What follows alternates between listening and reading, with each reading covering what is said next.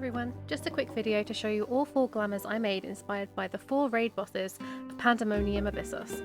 If you follow me on Twitch, you'll know that I also did this for the last raid tier, however the thought of making a video never even occurred to me. This was a joint creative effort between myself and chat, resulting in some truly blessed creations. I'm sure you'll also agree that some are much better than others. So with that, let's get started.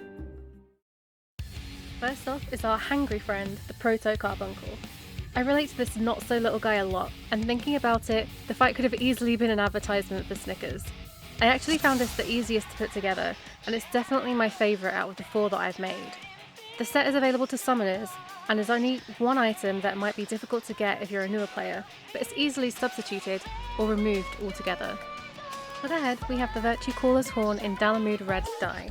This is a PvP reskin of the level 60 Summoner Artifact gear, which you can buy for 1,500 trophy crystals in the Wolf's Den.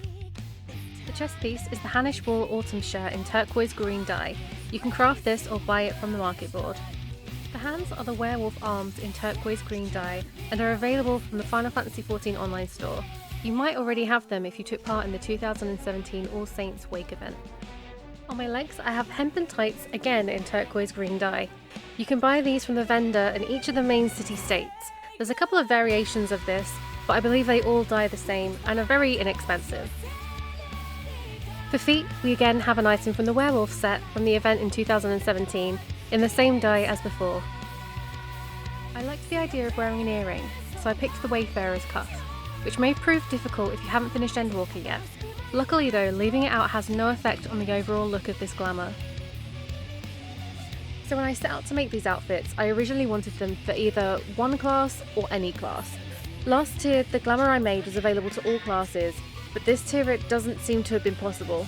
It's time for our Higamone inspired glamour, and I was struggling with this one initially until a member of chat mentioned that I could get a snake themed chest piece from the Wolf's Den for about 1,000 marks. I could have used the Sophist robe, but I felt like this would have been taking the easy route. So here's the snake leaf scale mail, and I've dyed this in Stuck black dye. The headpiece is empty, or you could use the Emperor's new hat, as Hegemony doesn't really wear anything on their head, so I felt it was best to leave this slot empty too.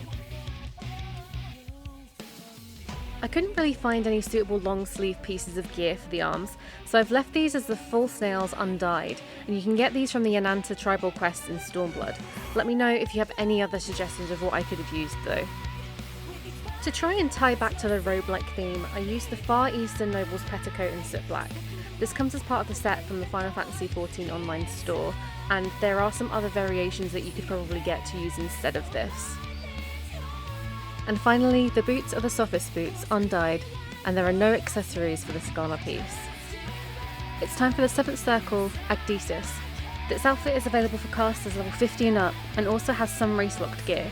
This is my favourite fight of the current raid tier so far. At the time of recording this, I've yet to head into P7S, but I can't wait to see what it has in store. First off is the headpiece. This is the Serpent Elite Circlet, and you can buy this from the Twin Adder Grand Company for 600 allied seals.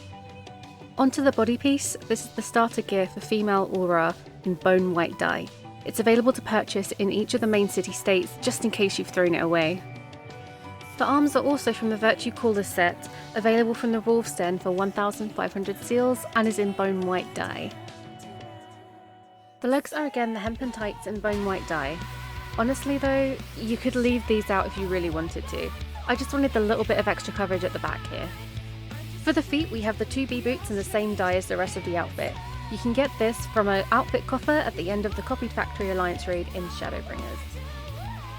Onto accessories, we have the green Tritalia earring and the green Baragosha necklace. And finally, onto the 8th circle, Hephaestus. I hope I pronounced that correctly.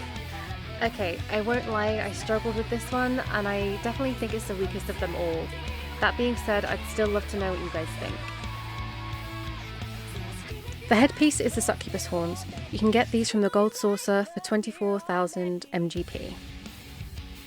For the chest, we have the Augmented Radiance Mail of Casting in current purple dye. The hands are the Claws of the Beast undyed. They are also from the Gold Saucer for 30,000 MGP. The legs are the Scion Adventurer's bottoms in current purple dye. If you're wondering where these come from, just keep doing the MSQ. Finally, on the feet we have the augmented deep shadow greaves of Casting in Soot Black. I love these boots, they're one of my favourites in the game for healers and casters, but I never really see anyone wear them. You can buy these now for 70 sacks of nuts, either in Eorzea or the Crystarium from a hunt vendor. So those are the 4 outfits I've created inspired by this tier of Pandaemonium. Let me know in the comments which you think was your favourite, and if there are any items or dye you think would have been better suited to any of the outfits, because I'd love to hear someone else's creative take on this. All of the links to the outfits on the Eorzea collection can be found in the description below too. Again, I also stream on Twitch and sometimes make TikTok videos, and you can find me at hey_Oliver for both of those. The links are also down below. Stay cute, and I'll see you next time.